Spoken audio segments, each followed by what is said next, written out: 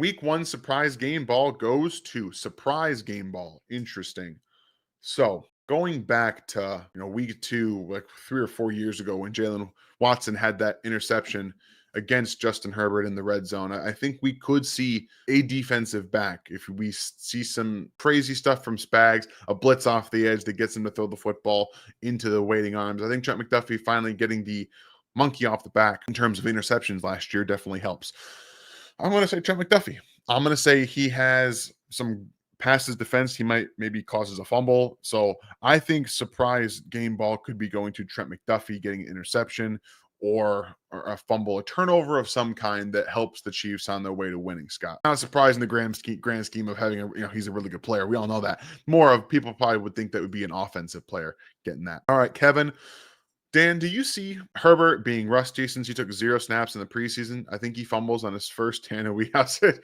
I don't think he's going to fumble it, but I wouldn't be shocked if there were some rust moments. Like, it happens for everybody. It happens for everybody at some point. Maybe the first drive, the first 15 are fine. Maybe after that is where we see some of it, after the defensive adjustments. So personally, I think they're going to run the football, run play action, do a lot of that stuff. The second drive they have is what I would think that they're going to have some of the miscommunications thing where they have to adjust to what the Chiefs are doing after their adjustments. So I do think that you could see some of those. And if they are, they'll probably be on the second drive. But I'm going to keep an eye out, though, Kevin. That's a good point. Red, welcome in. Nice to see you tonight. Do you think Andy needs to hit the gates fast and attack to get the Chargers out of the run game?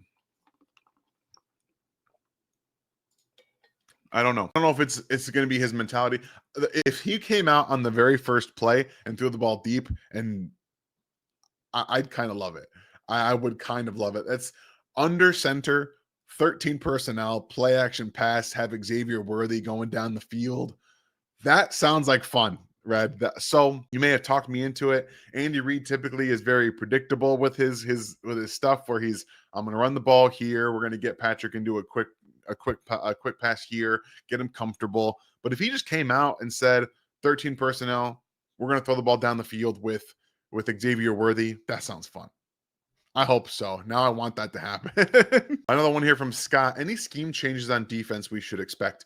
The only thing that I'm looking for is what the defensive linemen do. If we see some more stunts, we see some more games, maybe some run stunts. If you guys don't know what a stunt is, typically, if you look at one side of the offensive line from center to tackle, and you have a defensive tackle and a defensive end. One of them will shoot a gap. So let's say right here, defensive tackle, and you have defensive end. You have the defensive tackle shooting a B gap, right, in between the guard and the center, or excuse me, the guard and the tackle. And then you have the defensive end fake, like they're going to go around, but then they loop this way. That's typically a stunt. You can do the same thing with linebackers. You can send a defense tackle into a gap, and you can loop a linebacker around. So a lot of different things that I think that they should be doing more with stunts in games, specifically against the run. If you're not going to have a real nose tackle, especially someone who maybe doesn't hold up with the injury history that Derek Nutty has, maybe you see more stunts in games up front that allow guys like Jerry Tillery, Omar Norman-Lott, even Chris Jones to get into the backfield quickly and then get some of those TFLs. That's really the only thing that I'm looking for, Scott.